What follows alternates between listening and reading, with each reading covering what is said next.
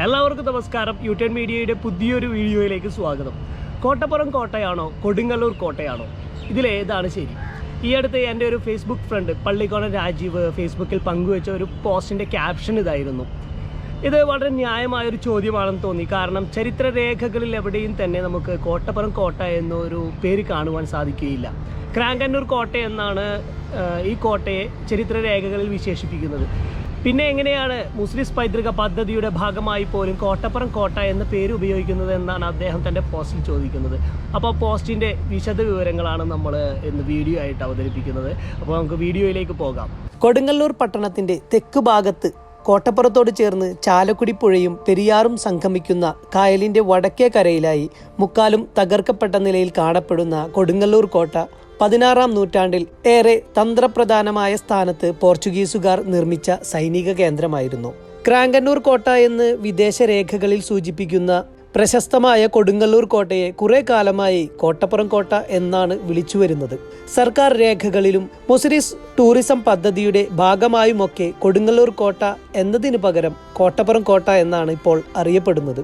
കൊടുങ്ങല്ലൂർ കോട്ടയുടെ പടിഞ്ഞാറെ ഓരം പറ്റി ഒഴുകുന്ന വിജയൻ തോടിന് പുറത്തുള്ള സ്ഥലത്തെയാണ് കോട്ടയുടെ പുറം എന്ന അർത്ഥത്തിൽ കോട്ടപ്പുറം എന്ന് വിളിച്ചു തുടങ്ങിയത്. ശക്തൻ തമ്പുരാൻ കോട്ടപ്പുറത്ത് ചന്ത സ്ഥാപിച്ചതോടെ ഈ പ്രദേശത്തിന്റെ നഷ്ടപ്പെട്ട പ്രാധാന്യം കോട്ടപ്പുറം കേന്ദ്രീകരിച്ച് വർദ്ധിച്ചുകൊണ്ടിരുന്നു.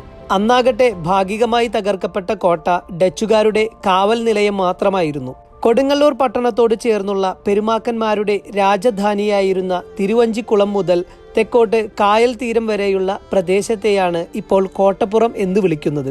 പ്രാദേശികമായ സ്ഥലനാമം കോട്ടപ്പുറം എന്നായതോടെ ആ സ്ഥലനാമത്തിന് കാരണമായ കൊടുങ്ങല്ലൂർ കോട്ടയുടെ പേരും കോട്ടപ്പുറം കോട്ട എന്നായി മാറി.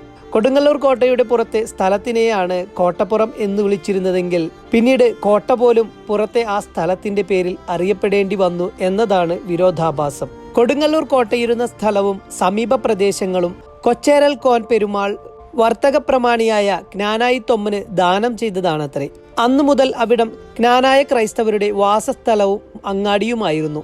ശക്തൻ തമ്പുരാൻ കോട്ടപ്പുറം ചന്ത സ്ഥാപിക്കപ്പെട്ട സ്ഥാനത്ത് അതിനും 3 നൂറ്റാണ്ടുകൾക്ക് മുമ്പ് വരെ ജ്ഞാനായക്കാരാൽ നിയന്ത്രിക്കപ്പെട്ടിരുന്ന പുരാതനമായൊരു അങ്ങാടിയുണ്ടായിരുന്നു എന്നു കരുതുന്നതിൽ തെറ്റുണ്ടാവില്ല. കൊടുങ്ങല്ലൂരിന്റെ തെക്കുഭാഗത്ത് വസിച്ചിരുന്നതിനാൽ തെക്കും ഭാഗക്കാർ എന്നൊരു വിശേഷണം കൂടി ഇക്കൂട്ടർക്ക് വന്നു ചേർന്നിരുന്നു. കൊടുങ്ങല്ലൂർ കോട്ട AD 1523 പോർച്ചുഗീസുകാർ കെട്ടിയുണ്ടാക്കി എന്നാണ് നമ്മുടെ ചരിത്ര രചനകളിലും വിവിധ വെബ്സൈറ്റുകളിലുമൊക്കെ കാണുവാൻ കഴിയുന്നത്. 1524 സാമൂതിരിയും കൊച്ചിയും തമ്മിലുണ്ടായിരുന്ന യുദ്ധത്തിന്റെ ഭാഗമായി സാമൂതിരി പക്ഷക്കാരായ യമനികളായ മൂറുകൾ കൊടുങ്ങല്ലൂർ പട്ടണം ആക്രമിക്കുകയും അവിടെയുണ്ടായിരുന്ന യഹൂദരുടെയും ജ്ഞാനായ ക്രിസ്ത്യാനികളുടെയും ഒക്കെ വ്യാപാരശാലകളും വീടുകളും കൊള്ള നടത്തുകയും തീയിട്ട് നശിപ്പിക്കുകയും ചെയ്തിരുന്നു. പ്രാണരക്ഷാർത്ഥം യഹൂദർ മാളയിലേക്കും ചേന്നമംഗലത്തേക്കും പറവൂർക്കും പലായനം ചെയ്തപ്പോൾ ജ്ഞാനായ ക്രിസ്ത്യാനികൾ കടുത്തുരുത്തിയിലേക്കും ഉദയംപേരൂരിലേക്കുമാണ് പോയത്. പിന്നീട് കോട്ട സ്ഥാപിക്കപ്പെട്ട ഭാഗത്തു നിന്നാണ് ഇവർ പോയതെന്നത് വ്യക്തമാണ്. അതിനാൽ തന്നെ 1524 മുന്നേ അവിടെ കോട്ടയുണ്ടായിരുന്നില്ല എന്നാണ് അദ്ദേഹം തന്റെ പോസ്റ്റിലൂടെ പറയുന്നത്.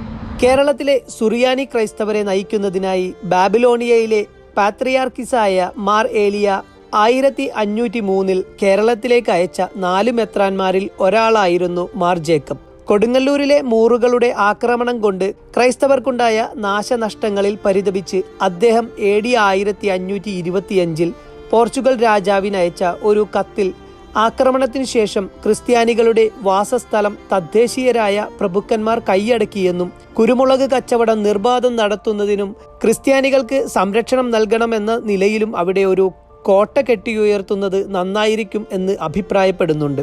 അങ്ങനെയാണെങ്കിൽ 1525 ഏതാനും വർഷങ്ങൾക്ക് ശേഷമായിരിക്കാം കൊടുങ്ങല്ലൂർ കോട്ട സ്ഥാപിക്കപ്പെടുന്നത്. കേരളത്തിലെ സുറിയാനി ക്രൈസ്തവരുടെ സംരക്ഷണത്തിനായി പോർച്ചുഗീസുകാരുടെ പിന്തുണ തേടിയ മാർ ജേക്കബ് 1552 കാലം ചെയ്തുവെങ്കിൽ അതിനെ തുടർന്ന് കിഴക്കൻ സിറിയയിൽ നിന്ന് വന്ന മാർ അബ്രഹാം എന്ന മെത്രാന് പോർച്ചുഗീസുകാരുടെ മതപരമായ മേൽക്കോയ്മയിൽ നിന്ന് സുറിയാനി ക്രിസ്ത്യാനികളെ രക്ഷിക്കുവാനുള്ള ദൗത്യമാണ് ഉണ്ടായതെന്നതും മറ്റൊരു ചരിത്ര നിയോഗം. ചരിത്രരേഖകളിൽ എവിടെയും പരാമർശിക്കപ്പെട്ടിട്ടില്ലാത്ത കോട്ടപ്പുറം കോട്ട എന്ന പേര് എങ്ങനെയാണ് മുസിരിസ് പൈതൃക പദ്ധതി പോലെയുള്ള പദ്ധതികളുടെ ഭാഗമായി ഉപയോഗിക്കപ്പെട്ടതെന്ന് അതിൻ്റെ അതോറിറ്റീസിനെ നമ്മൾ വിളിച്ച് അന്വേഷിച്ചിട്ടുണ്ടായിരുന്നു.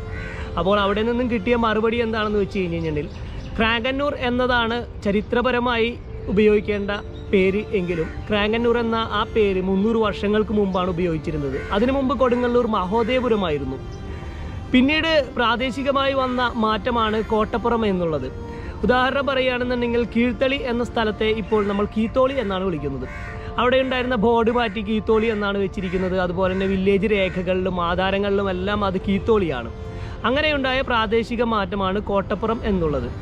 അങ്ങനെയുണ്ടായ പ്രാദേശികമായ പേരുമാറ്റത്തെ തുടർന്നാണ് ക്രാങ്ങന്നൂർ കോട്ടയെ കോട്ടപ്പുറം കോട്ട എന്ന് രേഖപ്പെടുത്തിയിട്ടുള്ളത്.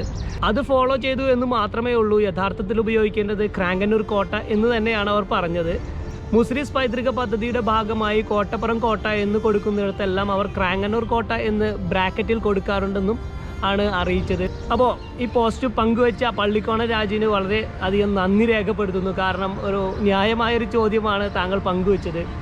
അതുപോലെ തന്നെ ചരിത്ര വിദ്യാർത്ഥികളും ചരിത്രം ഇഷ്ടപ്പെടുന്നവരും ഒക്കെ ഫോളോ ചെയ്യേണ്ട ഒരു വ്യക്തിയാണ് പള്ളിക്കോണ രാജീവ്. അദ്ദേഹത്തിൻ്റെ പല പോസ്റ്റുകളും വളരെ ഇൻഫോർമേറ്റീവ് ആയിട്ടുള്ളതാണ്. അദ്ദേഹത്തിൻ്റെ ഫേസ്ബുക്ക് അക്കൗണ്ടിൻ്റെ ലിങ്ക് ഞാൻ ഡിസ്ക്രിപ്ഷൻ ബോക്സിൽ ഇടുന്നുണ്ട്. എല്ലാവരും അദ്ദേഹത്തെ ഫോളോ ചെയ്യുക. ചരിത്ര വിദ്യാർത്ഥികൾക്കൊക്കെ വളരെ ഉപകാരപ്പെടുന്നൊരു പോസ്റ്റുകളാണ് അദ്ദേഹത്തിൻ്റേത്.